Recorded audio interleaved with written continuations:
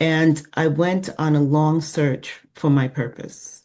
And I realized that I had all these talents that I had been using at a fraction of their potential. I was doing everything that you would say is a successful person, but I was literally a fraction of who I was as a person because I didn't have the fulfillment.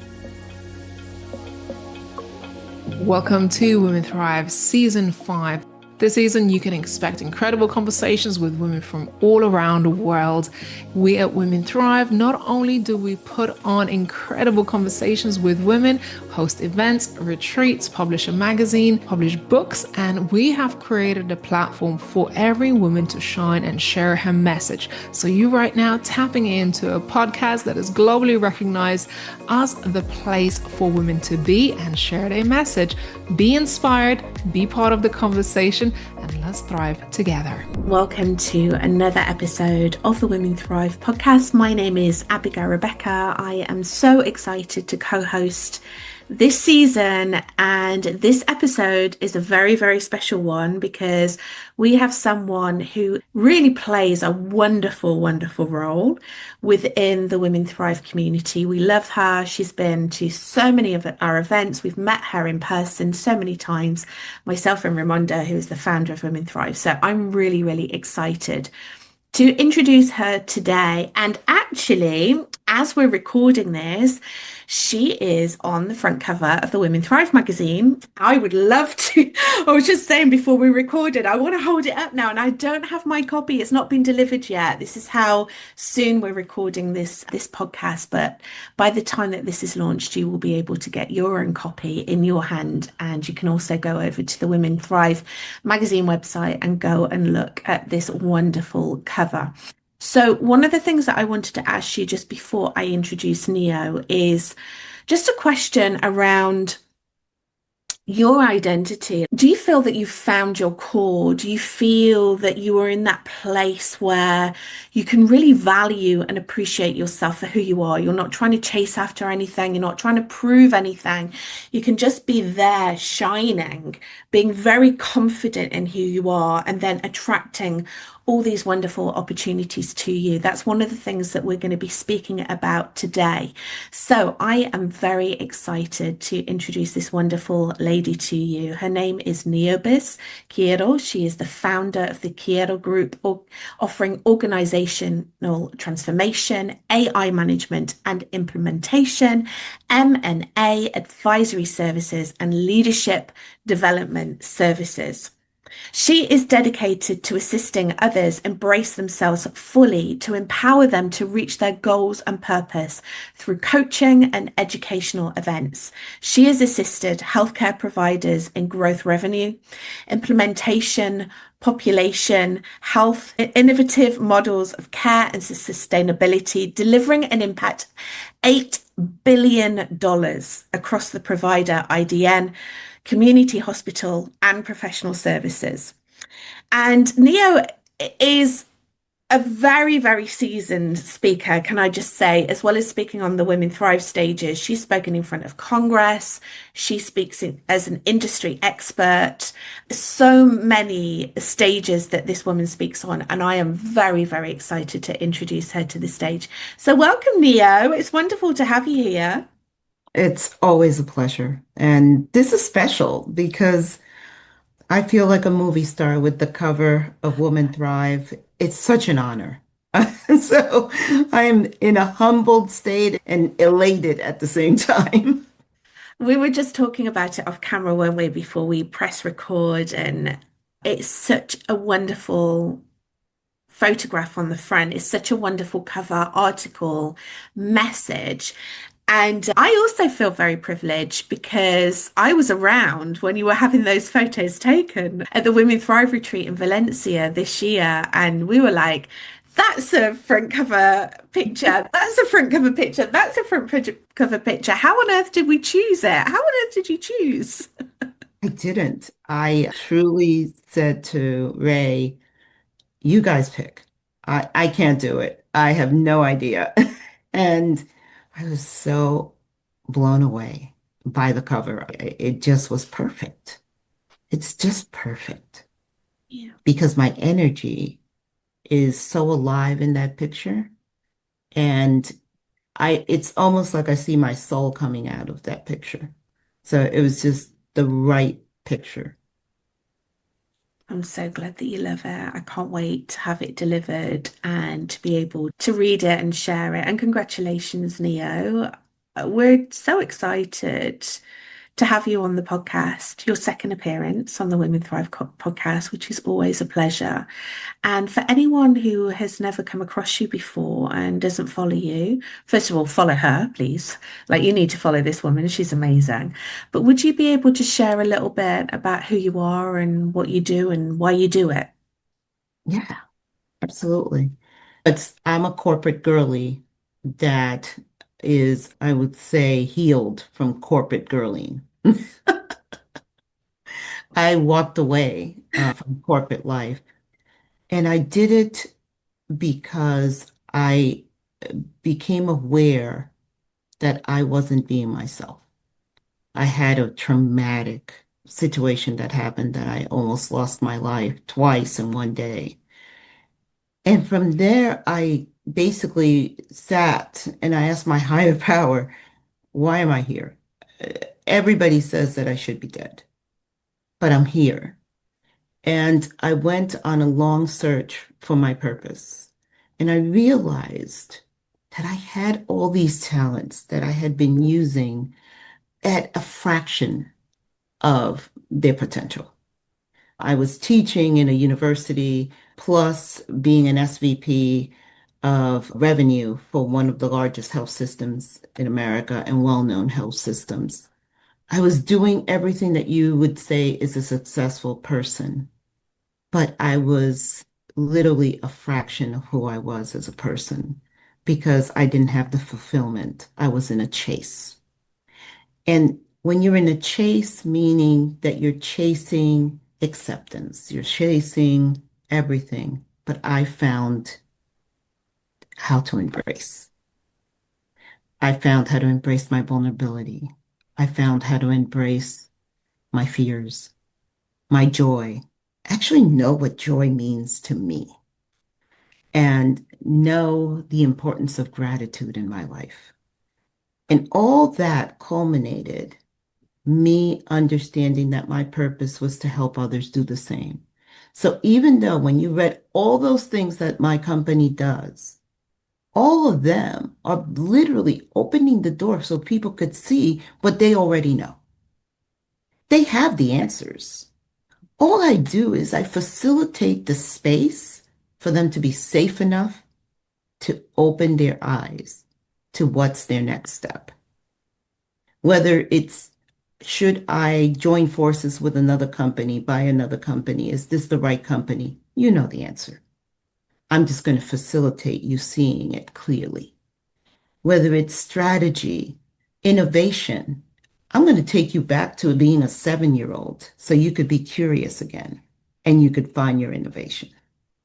And just having the joy that I have found my purpose and it's clear to me. Every day I wake up blessed because I know what I'm here to do. Yeah. Thank you so much for sharing that with me. Everything that you're saying there, you can feel it from you. I mean, I've met you in person a few times, and it's so wonderful to do that because very often we'll have women within the community that we never even get to meet in person. And I know what an incredible space holder you are. Just naturally, you're this wonderful, wonderful space holder that has all this wisdom. But I love what you were talking about there about like bringing the playfulness into it, being inquisitive, being having this childlike energy and the vulnerability as well. And that's one of the things that I mean, I'd love your experience of this, Nio, but certainly for me, from a corporate background, I never felt like I was ever really able to play. I was never able to be vulnerable because I always had to put on this certain persona and this facade to be successful, to be able to be respected within corporate.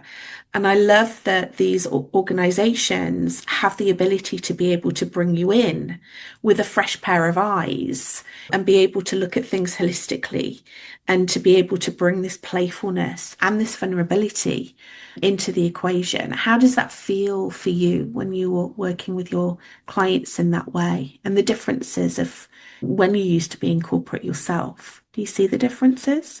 Oh, gosh, yes. I take it very seriously as an honor that a client reaches out to me. And I have such respect for them. And we literally will mold their program directly for them. And it's very important that we spend a lot of time understanding their culture. And sometimes we're brought in to help them get to a different culture. So it's about knowing that corporate America is broken. And it's broken because we never have been taught how to play nice together. What we've been taught is to bring over high school just with a lot more money and a bunch of titles. So you have all these leaders that are searching for their titles and to position themselves high enough so that they can have span of control. And it's all about how much span of control I have. I have 8,000 employees. I have 20,000 employees, and so on. And they value themselves based on this span of control or their title, not understanding that it's really about impact. What impact are you bringing to the organization? And how are your people growing and operating at their highest performance? That's leadership. Mm. And it's work. And it's designed by having some daily practices, and it's designed by literally caring about that impact and how to develop it and how to take ego out of the conversation. So when someone brings me in, they already have acknowledged that they have an opportunity for growth. They're looking for someone to help them find their way. I'm coming in with the flashlight, just letting them see the path a little brighter. And my goal is so that they take the flashlight out of my hand and they own their flashlight and they're able to move forward. And that's when we're successful. When we leave, they're better than they were before. That's when we're really successful. So the old corporate mode isn't going to work anymore. And it's not going to work because we're not going to be a task-oriented place. We're going to be a place that you really have to be creative and thinking in a very critical thinking methodology. And it's really interacting with technology all day long because the old tasks of research are going to be gone. The computer will do that. The repetitive tasks, gone. The computer will do that. But the brain's ability to think out of the box, that is going to be the gem. You have a data scientist, and a data scientist is basically looking at things that were done in the past and coming up with why it happened from the data that was done. But then you have the person that's actually, I'm sorry, that's the data analyzer.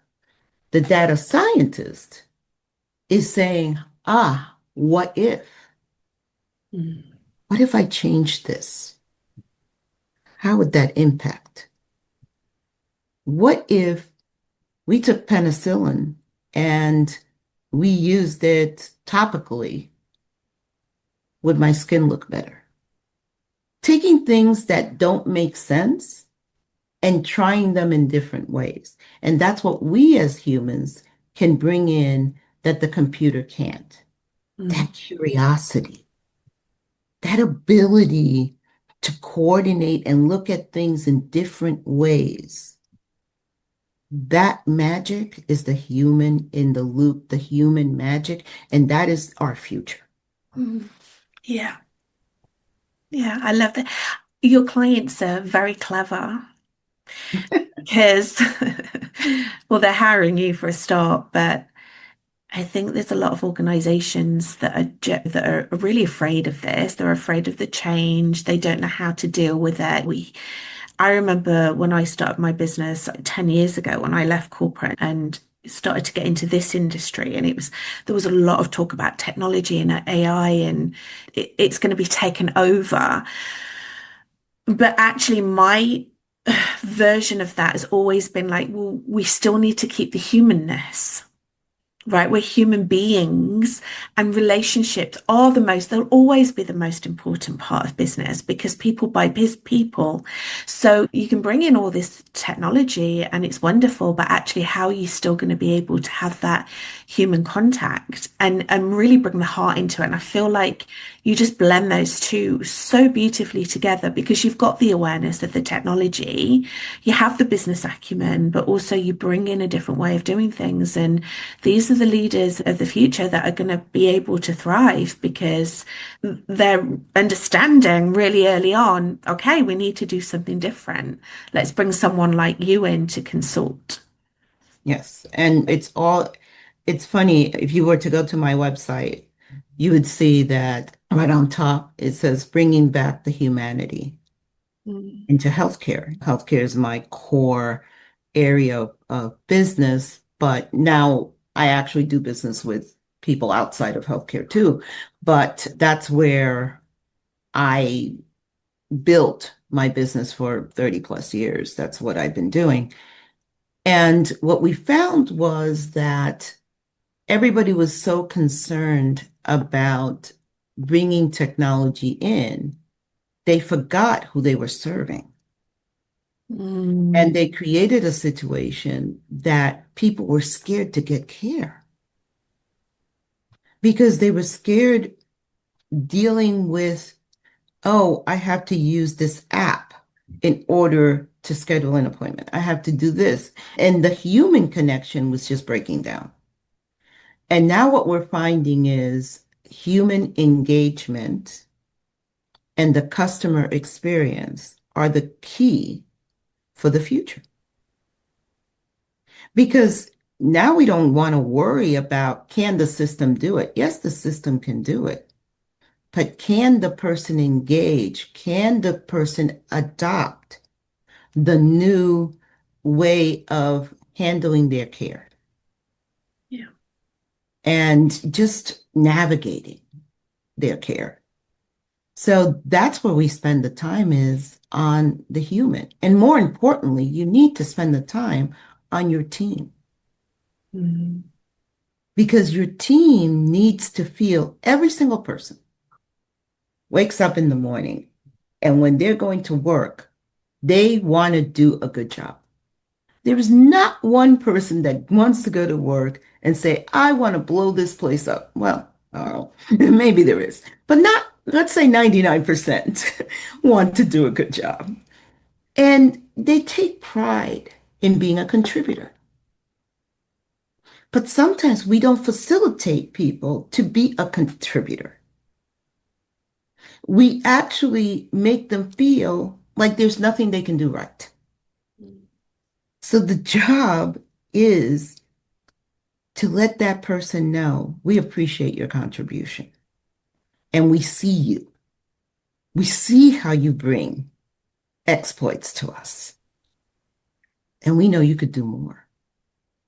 And we're going to make sure that you have the education so that you know how to do more. Yes, jobs are going to change. Of course, they're going to change. We've been changing jobs since we got the computer. Think about it. We used to have typewriters. When I was in undergrad, my first year as a freshman, we used typewriters to do our papers for school. That was my first year. And in the middle of that year, they brought the computer and they had three computers that you would go to and you would type in the computer your paper. Can you imagine three computers for a whole major? You had to slide in your time to use the computers. And now we live with a computer on our hands. Our phone is a computer. So we've been changing forever. We're just going to change the way we do things. Yeah. We're no longer going to use the search bar. We're going to just ask and get our response. And that's what I love of what I do, is that I can open people's eyes to, you got this. You know this. Now let's have fun doing it differently. Yeah.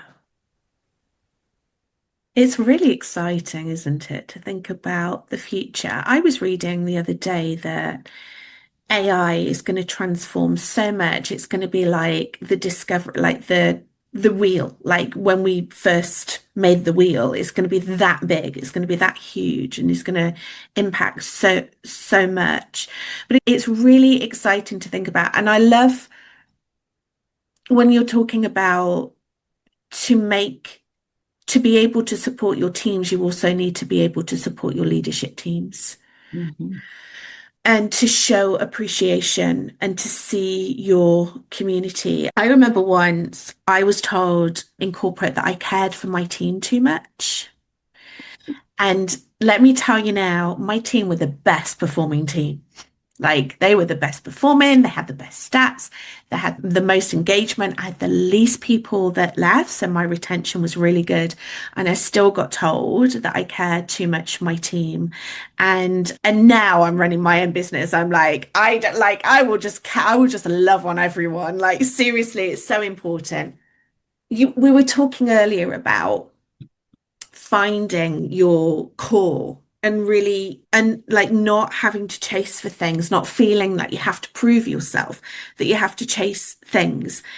Very often I feel that is part of the culture within a lot of corporate organizations. How do you help your clients? How do you help your leaders with that? Like what's your point of view on this whole like showing up in that way instead of trying to chase and cajole and prove and do all those things that we might be so conditioned to do within corporate. Corporate is hard because the best that you do, the best that your numbers are, you get tacked on more. It's a more community. Expectations just keep pounding on. So you made 25 million and your goal was to make 15 million. The congratulations is literally 2 seconds, and the new expectation is a double. And that can wear on you to the point that you can even become a little hopeless. When does it end? When am I good enough? When is enough enough? And that is something that is the detriment and the burnout in corporate America, in corporate, period. It doesn't matter where you are in the world. The burnout in corporate is that the expectations don't end. They just get tacked on over and over and over again. I spend a lot of time with my clients on clarity. What is real and what is hope? And you have to have a little hope, okay? Like it or not, it's a motivator. It's something that keeps you going. But you better know what is real in the industry too. So we spend a lot of time understanding our industry and understanding the margins that are real margins instead of somebody tacking on a fictional margin just because you did exceptional. You can think that they could do. There is always a point that is a sweet spot. And when you get to that sweet spot, now you're trying to maintain it and maybe expand to something else. So the thought is understanding with clear measure what is the ultimate goal And then how do you maintain and expand to another thing in your area of expertise that you can grow also? Instead of being in this fictional belief that you're going to make 300,000% of something that only has a cap on 145. So that's what we spend time in doing, is setting clarity and also embracing that you have the tools and the knowledge and the capability of resources to get there. Because if I'm doing a job and we had a great year, but we could do better if we had maybe some more resources, some more technology, then you can't expect me to get to the higher number without giving me my gap. So that's the other conversation. And in a lot of places, what's happening is they tack on the expectation, but then remove resources. They cut for the resources. And I work with PE firms, and PE firms, they spend a lot of time looking at the numbers and only looking at the numbers, never understanding the impact of operations when they are slicing the numbers, slicing the resources, slicing all the things that are necessary to do the job. And I literally will tell them, look, if you spend X, you'll yield Y. If you take away, the expectations of Y will never happen. So I get to be that intermediator between operations and the wallet, and I provide reality. That doesn't mean my reality isn't a challenge. That doesn't mean that it isn't a stretch goal. Yes, I do give hard stretch goals. However, I want everybody to be aligned on expectations and clear of what it takes to get to that stretch goal. And I think that those conversations often don't happen because we're scared. We're scared to speak up. We're scared to have the tough conversation with our leaders. And we don't put together frameworks that provide that level of clarity. When you go to a board retreat, you should be informing your board of what it takes to get to the next two reigns on that ladder. People go to board retreats and I facilitate them, so I know what this is not new to me. They go and it's a rah-rah sis boom bah for the board. And I sit there and I'm like, well, how are you going to get any help, which is the purpose of the board? They're not supposed to run your business. They're supposed to help you fill those gaps that you can't fulfill if all you're telling them is how wonderful everything is. And you're hiding the scars. That's not the way your business is going to thrive. It only thrives when you have full transparency, clarity, and the willingness to work with your team to bring them to their best place. And that means you roll up your sleeves too. There's nothing worse than a leader that will say to a team, you got to work this weekend, but they're not there. Yeah. That's if you can't be modeling the behavior that you expect, you're not leading. I wanted to ask you, Nio, actually, when you're talking about this, obviously you are bringing your knowledge and your business acumen into the business so that they thrive. You're looking after the bottom line, but very much You're also talking about the happiness and the fulfillment and the productivity of the workforce, because I've had so many experiences of this. You're driven by the numbers. The targets go up. So you want to make more money and then you want to cut back on things. So then the resources. And that's when, in my experience, that's when people start getting burnt out. Hmm. And I wanted to ask you about your personal desire for to do what you do, because you love it. You really love your work. What's the correlation between your experiences with your health and potential burnout and then what you're doing now? What is it in that that drives you to do what you're doing now? 30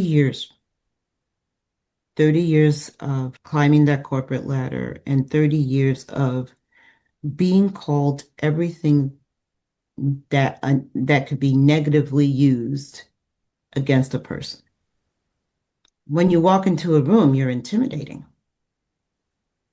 Oh, your team. Oh, yeah, they're the best. La, la, la, la, la. Well, the numbers showed it. I didn't make it up. I never said they were the best. They proved it. And it was because I treated them with respect and I created a culture of really good quality. We were a team in all terms of the word. I I tell this story when I do panels, when they said, what was the worst thing that ever happened to you in corporate America? I was presenting at an event, and it wasn't a board meeting, but it was all the CFOs and CEOs of this health system together. It was a corporate event, and I had to present the next year's strategy. And as I'm presenting the next year's strategy, one of the CEOs stood up and threw a book at me. And it was just the little catalog book of the event, and he threw it at me. And he went on a rampage on how he didn't want to hear all this newness. Shut up, do your job, and don't try to recreate the world. That was his message, and I'm paraphrasing. There was a lot of cursing and superlatives used that were unnecessary and appalling. And in that room, in the midst of the silence, there was a facilitator. And it was the facilitator that had to tell my boss to stand up for me.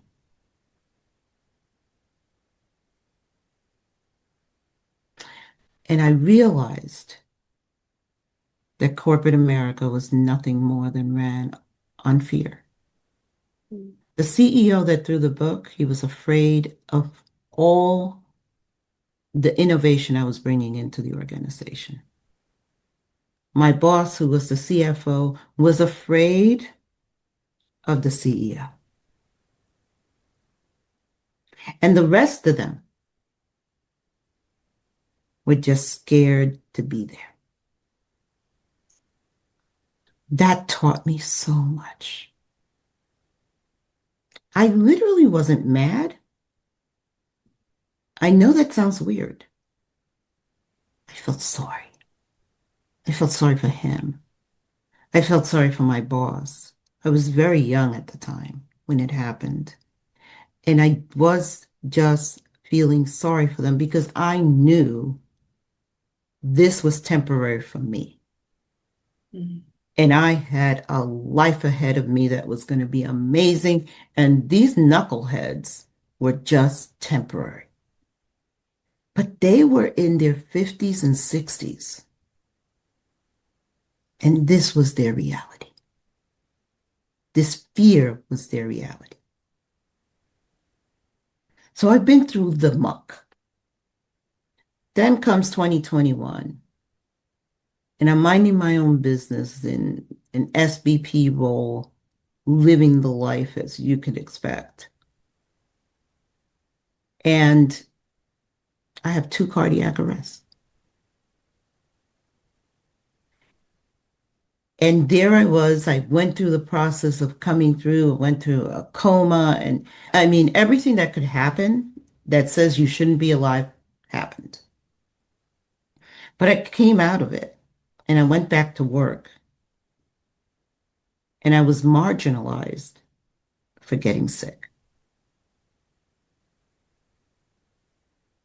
I had women that were members of the C-suite that literally were saying, well, she can't be competent. Her brain cannot be working at the same level because of what she's gone through. And the attacks were insane. But again, because I embrace my energy, I understand that I am not defined by others' mirror of me. I knew that that was my calling to know that that wasn't the place for me and that they were temporary. And that's when I went on my journey, my real journey to find out who I am, what I'm about. And I'm wearing a stingray. And it's very interesting about stingrays. They are beautiful. They're majestic the way that they flow in the water. They are just embracing. They take care of you if you let them. They release you when you need to be released. But they're strong. They're fierce. And if you threaten them, they'll do what they need to do to protect themselves. The stingray represents me. I know who I am. I know how to use my energy. I know when bad energy comes, I can use my tail to flick it away. And I can swim and flow. And I can embrace the abundance of life. And I want to make sure people understand abundance is not money. Abundance is the ability to take in joy, is the ability to understand that you have to give freely. Abundance is being able to receive when those are willing to give to you, because many of us don't know how to receive. Abundance is being free.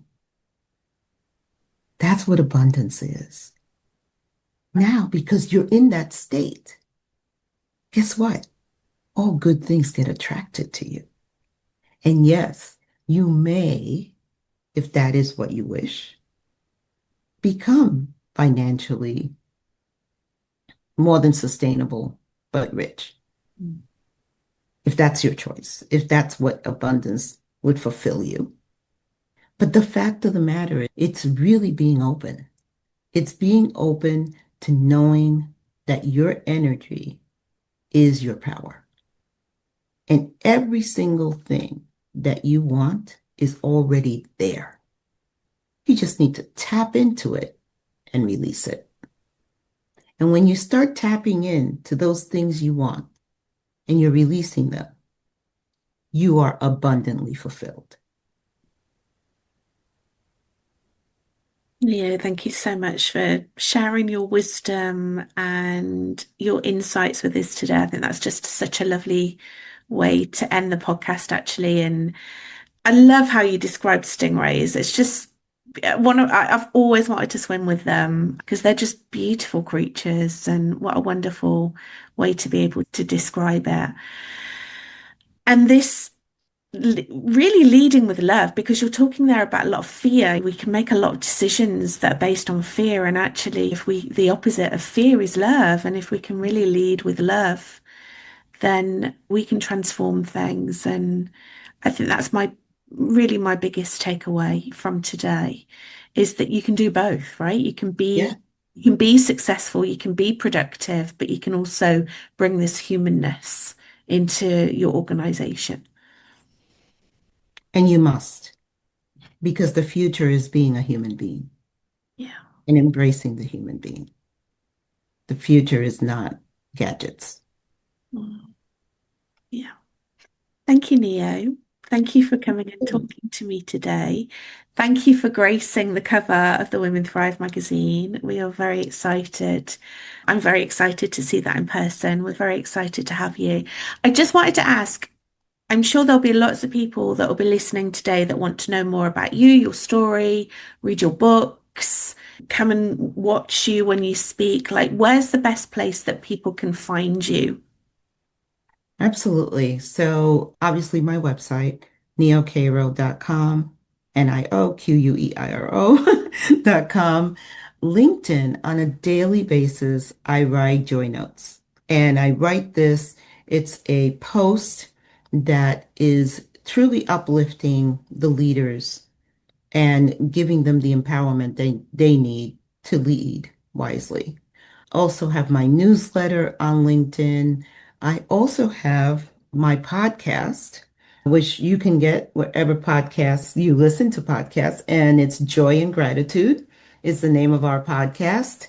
And I co-host it with Beth Mercurio, an incredible business coach and life coach. And we're doing some really exciting things for women empowerment and also understanding how to be your complete self. That is what our podcast is about. And Substack, also, Nio Queiro.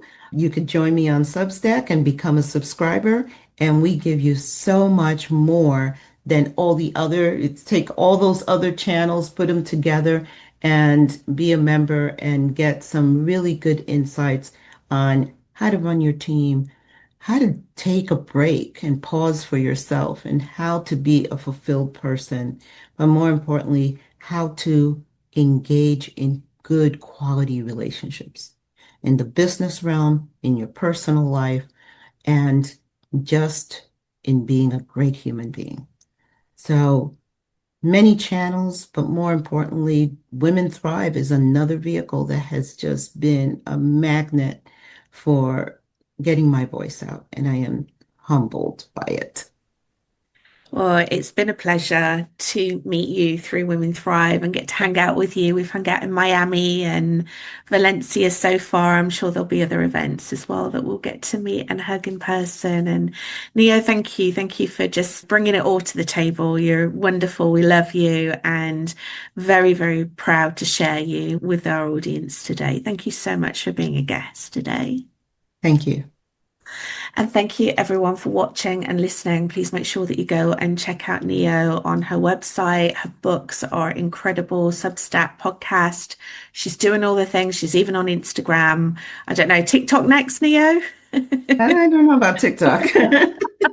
One step at a time. Exactly.